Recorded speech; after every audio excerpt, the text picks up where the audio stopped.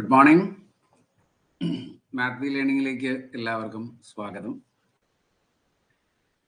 ഈ ക്ലാസ്സിൽ നമ്മൾ ഡിസ്കസ് ചെയ്യാനായിട്ട് പോകുന്നത് research officer in economics and statistics department ഒരു നോട്ടിഫിക്കേഷൻ ഉടൻ തന്നെ വരും എന്ന് നമ്മൾ പ്രതീക്ഷിക്കുന്നു.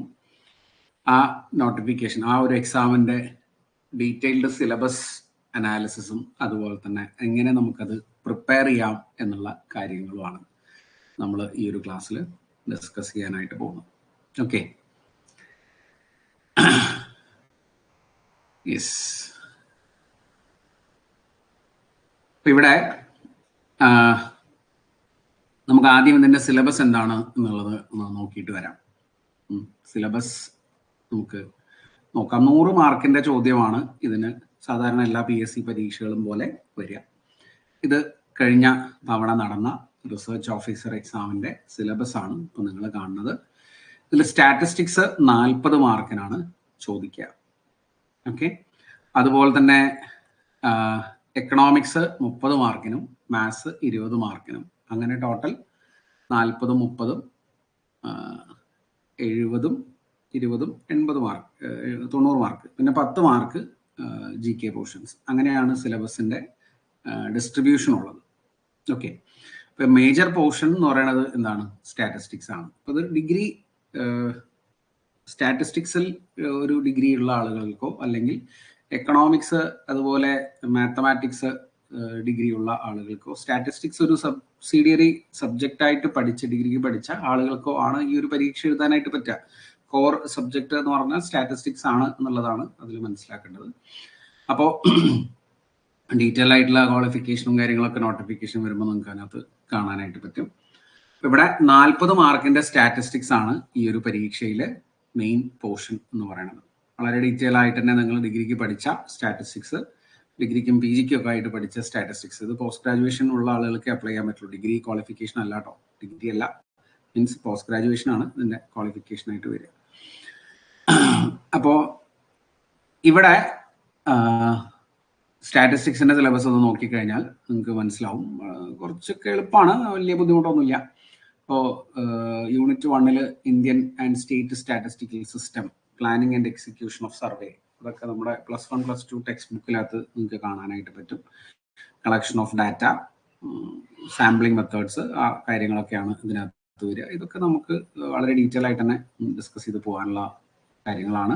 പിന്നെ classification and tabulation of data and diagrammatic representation, അങ്ങനെ കുറച്ച് നമ്മുടെ +1, +2 സിലബസ് ഒക്കെ നോക്കിക്കഴിഞ്ഞാൽ, സ്റ്റാറ്റിസ്റ്റിക്സിൻ്റെ സിലബസ് നോക്കിക്കഴിഞ്ഞാൽ അത്യാവശ്യം കാര്യങ്ങൾ ഇതിനകത്ത് നിന്ന് കിട്ടും. വളരെ ബേസിക് ആയിട്ടുള്ള യൂണിറ്റ് ആണ് ഫസ്റ്റ് യൂണിറ്റ് എന്ന് പറയുന്നത്. മെഷേഴ്സ് ഓഫ് സെൻട്രൽ ടെൻഡൻസിയും മെഷേഴ്സ് ഓഫ് ഡിസ്പേർഷനുമാണ് പിന്നെ അതിനകത്ത് വരുന്നത്.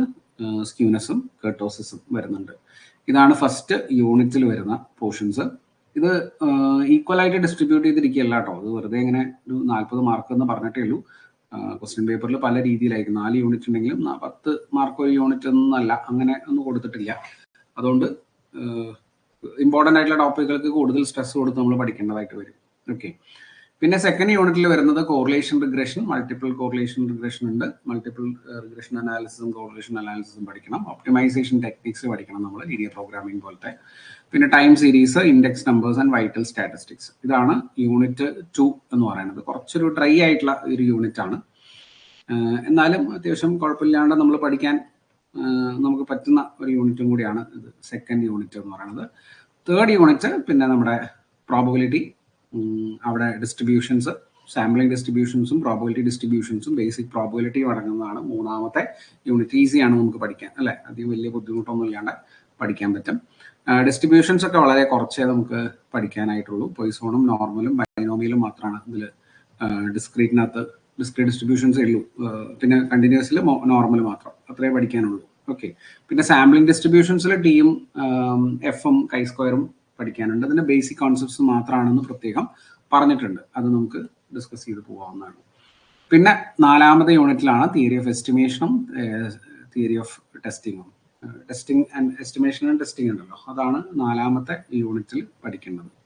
ഇതാണ് 4 യൂണിറ്റുകളിലായിട്ട് 40 മാർക്കിന്റെ സ്റ്റാറ്റിസ്റ്റിക്സ് വരുന്നത്. പിന്നെ എക്കണോമിക്സ് പാർട്ട് 2 30 മാർക്കാണ് ചോദിക്കുക. അതിൽ 2 യൂണിറ്റുകളാണ് കൊടുത്തിട്ടുള്ളത്. വളരെ കുറച്ചേ പഠിക്കാനുള്ളൂ എന്ന് തോന്നുമെങ്കിലും പക്ഷെ അത്യാവശ്യം കാര്യമായിട്ട് പഠിക്കാനുണ്ട് നമുക്ക് അല്ലെ. യൂണിറ്റ് 1 പ്ലാനിങ് ആൻഡ് ഈ case of decentralised planning in India, panchayat Raj, അങ്ങനെ കുറെ കറണ്ട് അഫയേഴ്സുമായിട്ട് റിലേറ്റഡ് ആയിട്ടുള്ള കാര്യങ്ങളും ജനറൽ ആയിട്ടുള്ള കുറെ കാര്യങ്ങളും പഠിക്കാനുള്ള കാര്യങ്ങളാണ്. ബഡ്ജറ്റ്, അതിന്റെ റീസെന്റ് ആയിട്ടുള്ള കാര്യങ്ങളൊക്കെ നമ്മൾ നോക്കേണ്ടി വരും. അത്യാവശ്യം കുറച്ചധികം പഠിക്കാനുണ്ട്. എക്കണോമിക്സിൽ national income, primary, secondary and tertiary sectors of Indian economy, പിന്നെ success and failure in planning in India, അതൊക്കെയാണ് ഫസ്റ്റ് യൂണിറ്റിനകത്ത് വരുന്നത്. സെക്കൻഡ് യൂണിറ്റിൽ demographic trends and patterns in India and Kerala, അതായത് കറണ്ട് അഫയേഴ്സ് റിലേറ്റഡ് ആയിട്ടുള്ള കുറേ കാര്യങ്ങൾ നമുക്ക് അവിടെ പഠിക്കാനുണ്ട് എന്നർത്ഥം. Poverty, unemployment, inflation, organised and unorganised sectors in India and Kerala, അങ്ങനെയുള്ള കാര്യങ്ങളാണ് നമ്മുടെ യൂണിറ്റ് 2വിനകത്ത് വരുന്നത്. അത് ഡീറ്റെയിൽ ആയിട്ട് എക്കണോമിക്സ് പഠിക്കണം എന്നർത്ഥം. കുറച്ച് ടോപ്പിക്കുകളെ പഠിക്കാനുള്ളൂ നമുക്ക് തോന്നുമെങ്കിലും അത്യാവശ്യം കാര്യങ്ങൾ നമുക്ക് നോക്കാനും പഠിക്കാനും ഉണ്ട് ഇതിനകത്ത്. മാത്തമാറ്റിക്സ് ആണ് കുറച്ചും കൂടെ വിചിത്രമായിട്ട് കൊടുത്തിട്ടുള്ളത്. മാത്തമാറ്റിക്സിൽ 20 മാർക്കിന്റെ ചോദ്യങ്ങളാണ് ഉണ്ടാവുക. അത് വളരെ ബേസിക് ആയിട്ടുള്ള ക്വാണ്ടിറ്റേറ്റീവ് ആപ്റ്റിറ്റ്യൂഡ് ആണ് പഠിക്കാനുള്ളത്. ജനറൽ PSC ഒക്കെ ചോദിക്കുന്ന ചോദ്യങ്ങൾ ആ ടൈപ്പ് ചോദ്യങ്ങളാണ് ഇതിനകത്ത് ചോദിക്കുക. മാത്സ് വളരെ ഡീറ്റെയിൽ ആയിട്ട് PG ഡിഗ്രി ഒന്നും നോക്കേണ്ട കാര്യമില്ല. കുറച്ച് കാര്യങ്ങൾ മാത്രമേ മാത്സിൽ പഠിക്കാനുള്ളൂ. 20 മാർക്കേ ഉള്ളൂ മാത്സ് എന്നുള്ളതും വേറെ ഒരു കാര്യമാണ്, അതും നമ്മൾ ശ്രദ്ധിക്കണം. ക്വാണ്ടിറ്റേറ്റീവ് ആപ്റ്റിറ്റ്യൂഡിൽ റേഷ്യോ, പ്രൊപ്പോർഷൻ, LCM, HCF, സാധാരണ ജനറൽ PSC പരീക്ഷകൾ നമ്മൾ പഠിക്കുന്ന കാര്യങ്ങൾ, work time, average time and distance, profit loss, discount, compound interest, simple interest, percentage, logarithm, ഒക്കെ ഉണ്ടല്ലോ, അതൊക്കെ കാര്യങ്ങൾ. പിന്നെ നമ്പർ സിസ്റ്റം ആൾജിബ്രയ്ക്കകത്ത്, പിന്നെ സെറ്റ് തിയറി ഉണ്ട്, ലോഗരിതം ഉണ്ട്, ലീനിയർ ഇക്വേഷൻസ് ഉണ്ട്, ക്വാഡ്രാറ്റിക് ഇക്വേഷൻസും അതുപോലെ ക്യൂബിക് ഇക്വേഷൻസും നമ്മൾ നോക്കണം. ലീനിയർ ഇനീക്വാലിറ്റീസ് വരുന്നുണ്ട്, സീക്വൻസ് ആൻഡ് സീരീസ് വരുന്നുണ്ട്, പെർമ്യൂട്ടേഷൻ, കോമ്പിനേഷൻ, ബൈനോമിയൽ തിയറം, അത്രയും കാര്യങ്ങൾ. പിന്നെ മെട്രിസസ് ആണ് അത്യാവശ്യം കുറച്ച് വലിയ ടോപ്പിക് എന്ന് വേണമെങ്കിൽ പറയാനുള്ളത്. അതും നമ്മുടെ +2 സിലബസ് ബേസ്ഡ് ആണ് ഈ സാധനങ്ങളൊക്കെ കേട്ടോ. പിന്നെ ബേസിക് ആയിട്ടുള്ള കുറച്ച് കമ്പ്യൂട്ടർ നോളജിന്റെ കാര്യങ്ങളും ഇതിനകത്ത് നമ്മൾ പഠിക്കേണ്ടതുണ്ട്. Operating system, use of MS office, use of mathematical and statistical functions in computer packages like Excel, SPSS, ആ കാര്യങ്ങളൊക്കെ നമുക്ക് ബേസിക് കമ്പ്യൂട്ടർ നോളജ്. ഒരു ചോദ്യമാണ് കഴിഞ്ഞ തവണ അതിനെ ബേസ് ചെയ്തിട്ടുള്ള ചോദിച്ചിട്ടുള്ളത്. അങ്ങനത്തെ ഒരു ചെറിയൊരു സെക്ഷനും കൂടെ നമുക്ക് മാത്തമാറ്റിക്സിൻ്റെ അകത്ത് ഫസ്റ്റ് യൂണിറ്റിനകത്ത് വരുന്നുണ്ട്. ഓക്കെ, ദെൻ സെക്കൻഡ് യൂണിറ്റിൽ വരുന്നത് കാൽക്കുലസ് ആണ്. സെക്കൻഡ് യൂണിറ്റിലെ കാൽക്കുലസിൽ നമുക്ക് ഡിഫറൻസിയേഷൻ, പാർഷ്യൽ ഡെറിവേറ്റീവ്സ് വരെ പഠിക്കാനുണ്ട്. ഡിഫറൻസിയേഷൻ, ബേസിക് ഫങ്ഷൻസ്, റിലേഷൻസ്, ആ സാധനങ്ങളെല്ലാം കാൽക്കുലസിനകത്ത്. പിന്നെ ഇന്റഗ്രേഷൻ ഉണ്ട്, ഡിഫറൻഷ്യൽ ഇക്വേഷൻ ഉണ്ട്.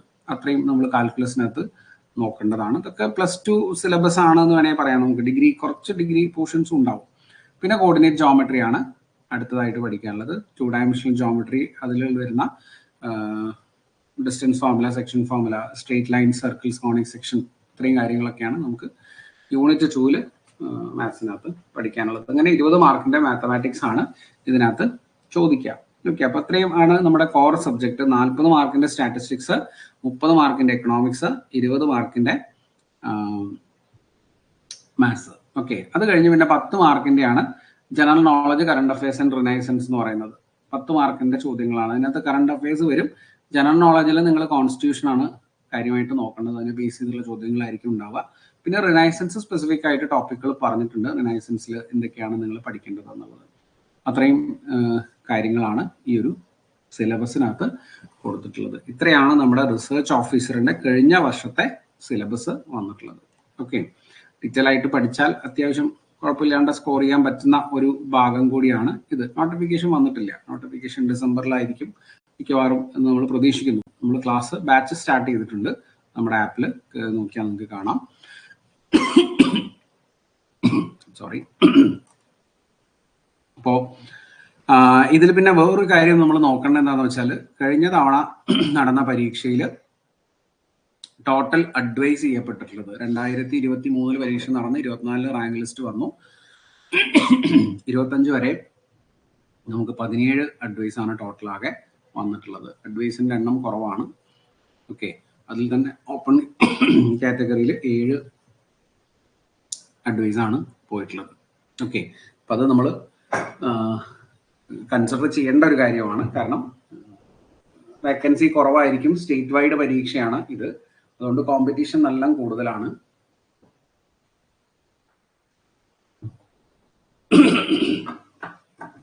കോമ്പറ്റീഷൻ നല്ല കൂടുതലായിരിക്കും. സ്റ്റേറ്റ് വൈഡ് പരീക്ഷ ആയതുകൊണ്ട് തന്നെ വേക്കൻസി കുറവാണ്. അതുകൊണ്ടുള്ള ചെറിയ ബുദ്ധിമുട്ടുകൾ ഉണ്ടാവും.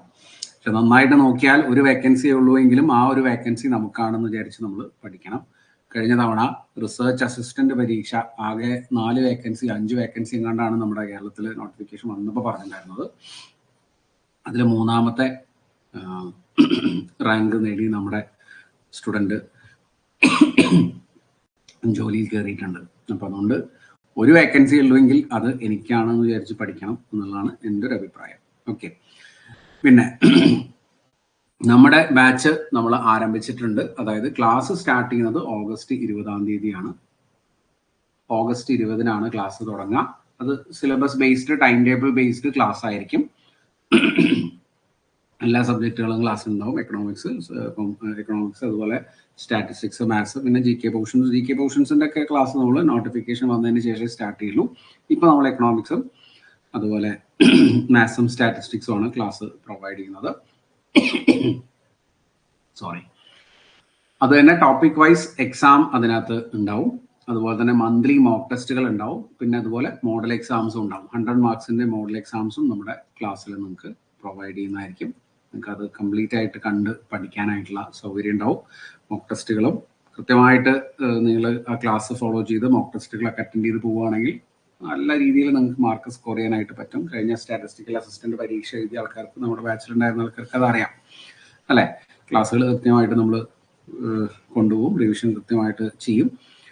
പക്ഷെ അത് ഫോളോ ചെയ്യാൻ പറ്റണം. ഫോളോ ചെയ്യുക എന്നുള്ളത് ഒരു ഇമ്പോർട്ടൻ്റ് ആയിട്ടുള്ള കാര്യമാണ്. കാരണം എല്ലാവരും തുടങ്ങുന്ന ഒരു രസമൊന്നും ഉണ്ടാവില്ല. അത് കൺസിസ്റ്റൻ്റ് ആയിട്ട് അവസാനം വരെ കൊണ്ടുപോകുമ്പോൾ ആ ഒരു കൺസിസ്റ്റൻസിയാണ് നിങ്ങൾക്ക് വേണ്ടത് ക്ലാസ് സ്റ്റാർട്ട് ചെയ്യാനായിട്ടുള്ളത്.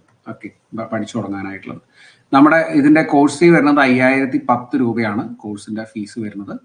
അത് 4010 രൂപയ്ക്ക് ആദ്യത്തെ 100 പേർക്ക് നമ്മുടെ ബാച്ചിൽ ജോയിൻ ചെയ്യാം. അഡ്മിഷൻ നടന്നുകൊണ്ടിരിക്കുകയാണ്.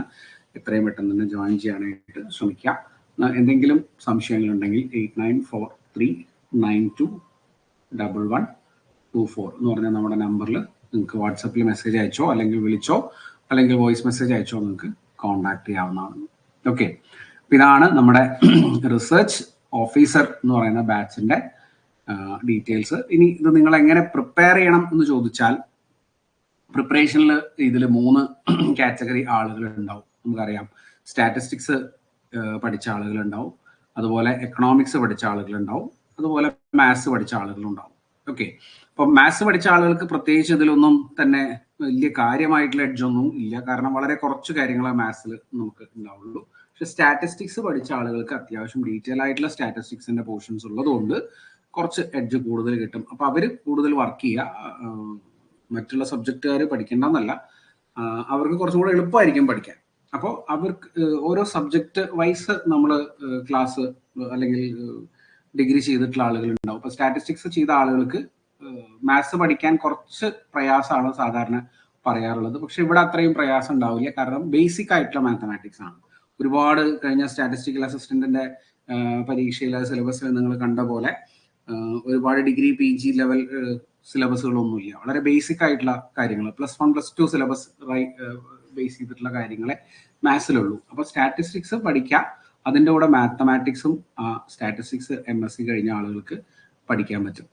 ഓക്കെ, ഇത് രണ്ടും നിങ്ങൾക്ക് പഠിക്കാം. പഠിക്കുമ്പോൾ തന്നെ നിങ്ങൾ 40, 20, 60 മാർക്ക് നിങ്ങൾക്ക് അവിടെ സ്കോർ ചെയ്യാനായിട്ട് പറ്റി. എക്കണോമിക്സ് വളരെ കുറച്ച് കാര്യങ്ങളാണ് സ്റ്റാറ്റിസ്റ്റിക്സ് പഠിച്ച ആളുകൾക്ക് ചിലപ്പോൾ പഠിക്കാനായിട്ട് പറ്റുന്നുണ്ടാവുള്ളൂ. അവരും ഒന്ന് ശ്രമിച്ചാൽ കിട്ടും കുറച്ച് മാർക്ക്. ഓക്കെ, 30 മാർക്കും കിട്ടിയില്ലെങ്കിലും ഒരു 10ഓ 15ഓ മാർക്ക് ഇതിനകത്ത് നിങ്ങൾക്ക് സ്കോർ ചെയ്യാനായിട്ട് പറ്റിക്കഴിഞ്ഞാൽ നിങ്ങളുടെ എക്സാം അപ്പോൾ ഒരു 40, 20, 60, 60, 10, 70, 75 മാർക്കിന്റെ ടോപ്പിക്കുകൾ നിങ്ങൾക്ക് അവിടെ തന്നെ സ്കോർ ചെയ്യാനായിട്ട് സാധിക്കും. പിന്നെ GK പോർഷൻസ് എന്നൊരു 10 മാർക്കിന്റെ പോർഷൻ ഉണ്ട്. അതിനകത്ത് ഒരു 5ഓ 6ഓ മാർക്ക് നമുക്ക് അത്യാവശ്യം ടഫായിട്ടുള്ള ക്വസ്റ്റ്യൻസ് ആയിരിക്കും ഇതിനകത്ത് GK പോർഷൻസിൽ ഉണ്ടാവുക. അപ്പോൾ പൊതുവെ അങ്ങനെയാണ് PSC ചോദിക്കാറുള്ളത്. അപ്പം അതുകൊണ്ട് തന്നെ അതിൽ നിന്നൊരു 6ഓ 7ഓ മാർക്ക് നിങ്ങൾക്ക് സ്കോർ ചെയ്യാനായിട്ട് പറ്റും. അപ്പം അത്യാവശ്യം നല്ല മാർക്ക് സ്കോർ ചെയ്യാൻ പറ്റുന്ന ഒരു വിഭാഗം ആളുകളാണ് സ്റ്റാറ്റിസ്റ്റിക്സ് ഡിഗ്രി അല്ലെങ്കിൽ PG കഴിഞ്ഞ ആളുകൾ. ഓക്കെ, മാത്സ് പഠിച്ച ആളുകൾക്കും ഇതേ കാര്യം തന്നെ അപ്ലൈ ചെയ്യാം. അവർ സ്റ്റാറ്റിസ്റ്റിക്സ് ഓൾറെഡി സബായിട്ട് പഠിച്ചിട്ടുണ്ടാവും. അപ്പൊ അവർക്കും വലിയ ബുദ്ധിമുട്ടുള്ള സ്റ്റാറ്റിസ്റ്റിക്സ് അല്ല ഈ കാണുന്ന സിലബസിലുള്ളത്.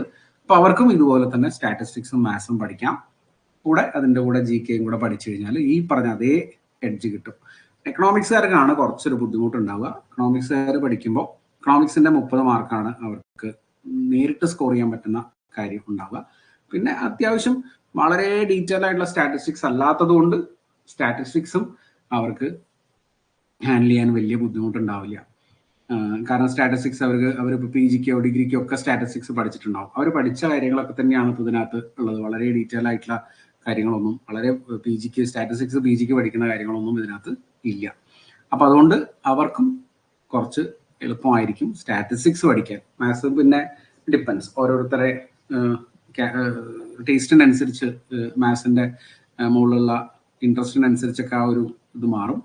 അപ്പോൾ എക്കണോമിക്സ് പഠിച്ച ആളുകൾക്ക് 30, 40, 70 മാർക്ക് അവിടെ അപ്പം തന്നെ കിട്ടി. പിന്നെ നമ്മൾ പറഞ്ഞ GK പോർഷൻസിലെ ഒരു 10 മാർക്കും കൂടെ കിട്ടുകയാണെങ്കിൽ 80 മാർക്കായി. 20 മാർക്ക് മാത്സിന്റെ മാത്രമാണ് അവർക്ക് അവിടെ മിസ്സായി പോകുള്ളൂ. അപ്പൊ എക്കണോമിക്സുകാർക്ക് അത്യാവശ്യം കുഴപ്പമില്ലാത്ത ഒരു ഓപ്പർച്യൂണിറ്റിയാണ് ഈ പറയുന്ന ഒരു പരീക്ഷ.